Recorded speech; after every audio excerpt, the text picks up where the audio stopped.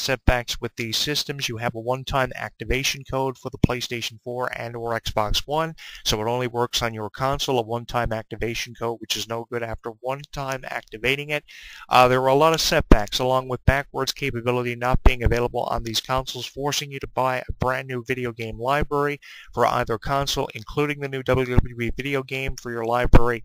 It's ridiculous what these video game developers are forcing us to do, and the companies that are coming out with these titles, making the downloadable content exclusive sometimes for both versions or for just one version of the game for what console you prefer.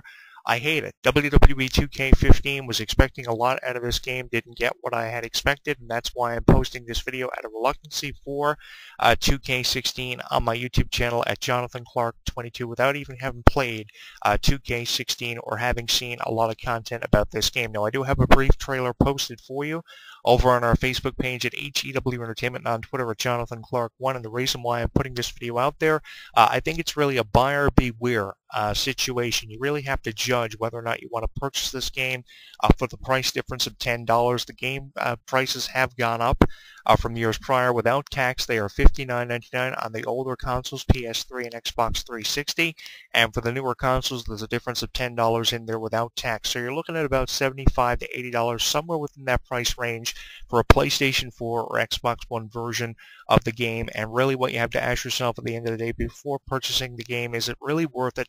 A difference of $10, and really what are you getting out of the game that's $69.99 without tax now from a difference of $59.99 without tax? Really, there isn't much. Probably an additional wrestler, probably an additional player for a team, for a sports game like an NHL or an NBA game. There really isn't much you're getting for a difference of $10. More downloadable content, maybe, and a little bit better graphics display and gameplay, perhaps, with better commentary, better features. It feels more real, probably, better online gameplay, but there really isn't much of a difference from PlayStation 3 and or Xbox 360 as opposed to PlayStation 4 and or Xbox One. Really, what are you getting out of the consoles, and what are you getting out of a difference of $10?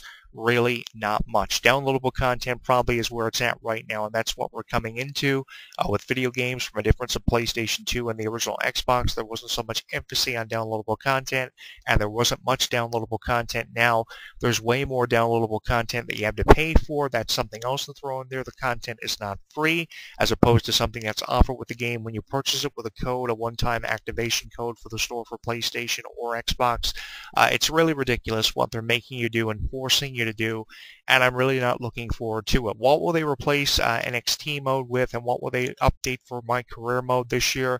I really don't know. Probably they'll include something different for 2K Showcase and something different, some additional features for the My Career mode where you create a wrestler, and of course you start in NXT and you go all the way to WWE. There'll probably be something different in the way of the story mode, more choices for you to make, better enhancements for your character, and 2K Showcase will probably be updated with more better rivalries than what you got at a 2K15 or a completely different concept in the way of feuds and storylines in WWE. Maybe they'll take a look back at things like WWE versus WCW or something having to do with the ECW. Maybe there'll be more emphasis on NXT, probably an invasion angle where NXT takes over WWE. Something in the way of general manager mode will probably be included, but really there isn't much to get out of this game. The thing that fans enjoy the most out of the game, I think, is the downloadable content and or the online game features where you can play online with other wrestling fans, of course, using your console through the Wi-Fi or the internet connection. That's pretty much what fans purchase these games for, the online capability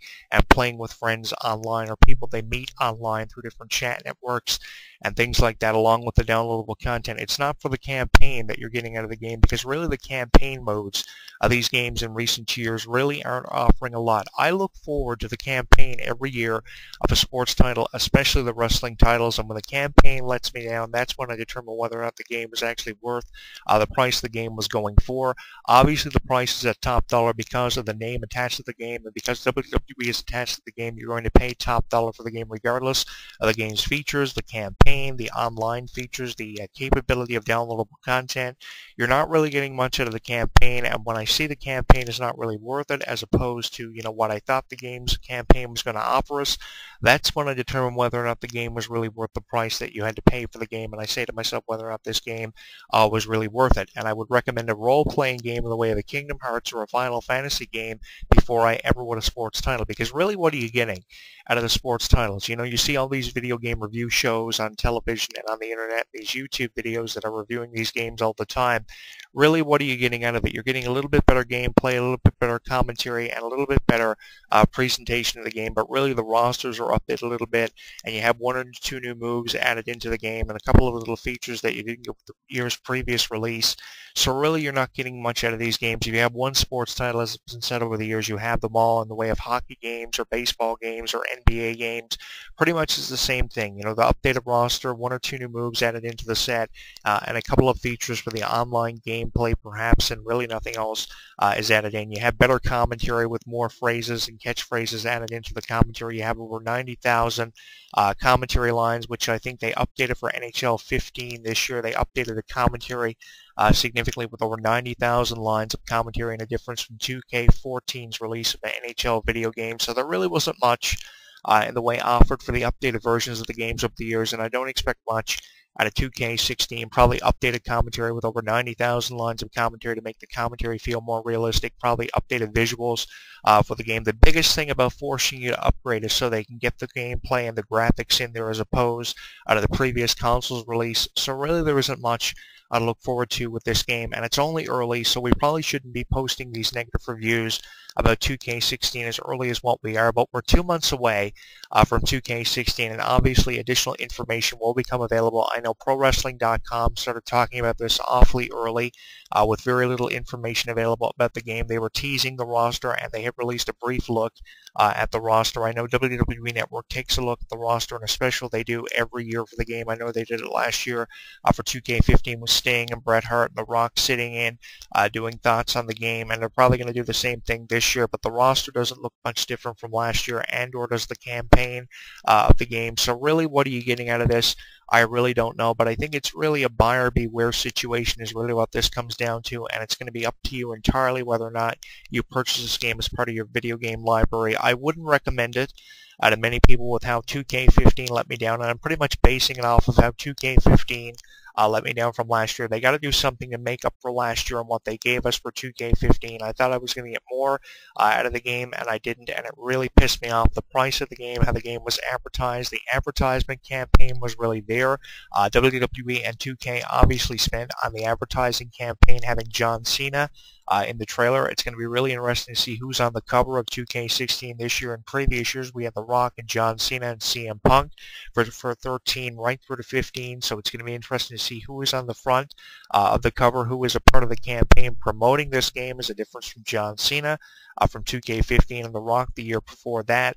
So it's really interesting, you know, how 2K and WWE spend with the advertising of the game and how they spend on the advertising of the game, promoting a dawn of a new day and a new era with 2K15, and how the game let me down with gameplay and features. This year is going to be really interesting to find out how they will make up for last year's lackluster titles available for PlayStation 3, Xbox 360, PlayStation 4, and Xbox One. One of the biggest letdowns already is the game is exclusive for PlayStation 4 and Xbox One, so you're left with no choice but to upgrade. And really, what are you getting out of the upgrade? Not much from a difference from PlayStation 3 and Xbox 360 when you really look at it. So really, it's up to you whether or not the game is worth it and or upgrading, which pretty much most of you have to do, because a lot of you probably don't have the PlayStation 4 and Xbox One upgrades yet, or you're just going to have to purchase the game exclusively for PlayStation 4 and Xbox One if you already have the console updated from the year prior. It's really ridiculous what they're forcing you to do, and really at the end of the day you have to ask yourself the question, is it really worth it? I really don't know, because I don't see much of a difference. I saw a difference from PlayStation 2 and PlayStation 3 when I upgraded years ago, but I don't really see much of a difference from Blu-ray to PlayStation 4 or Xbox One. They're still making the Blu-ray games, but the graphics apparently have been updated with additional features on these consoles. But what it comes down to is it's up to you whether or not you want to upgrade. So I'll leave that decision up to you, and you can give me your comments in a file if you have it in the comments of this video on my channel at Jonathan Clarke 22, and you can tweet it to me on Twitter at Jonathan Clarke 1, and leave it for me on my Facebook page at HEW Entertainment if you have a file and or opinion you'd like to offer up about 2K16, which will become available in October as it is every year on PlayStation 4 and Xbox One. Exclusively being released this year is the biggest letdown for me after playing the previous version on PlayStation 3 and Xbox 360 and coming to realize a lot of things about 2K15 that I hated to have to realize, because it's one of the biggest releases of a video game I look forward to every year. Without a doubt, the WWE video game is the most highly anticipated release of a video game title every year, especially for sports/wrestling fans out there, just as a fantasy game is in the way of Final Fantasy or a Kingdom Hearts title or a Batman title, which also dropped exclusively for PlayStation 4 and Xbox One this year, Batman Arkham Knight, which really pissed me off. Went into EB Games and was informed that they're not releasing throwback titles anymore for PlayStation 3 and Xbox 360. You're pretty much being forced to upgrade, and I was really pissed off over that. So WWE 2K16 is not the only way we're going to suffer here. From my circumstance, I'm suffering for the Kingdom Hearts 3 upcoming release and the Batman Arkham Knight release from earlier this year. Back in June, was informed that they're not releasing any throwback titles anymore. Was really pissed off over that, and even more so pissed off because we're only 2 months away from the release of 2K16, and we're being forced to upgrade and forced to purchase the title for PlayStation 4 or Xbox One.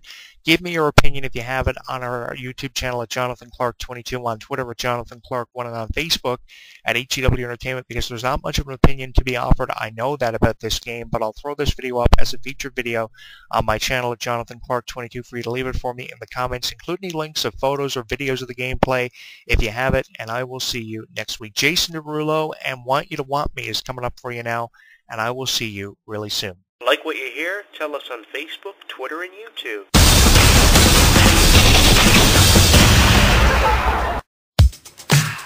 It's too hard to sleep.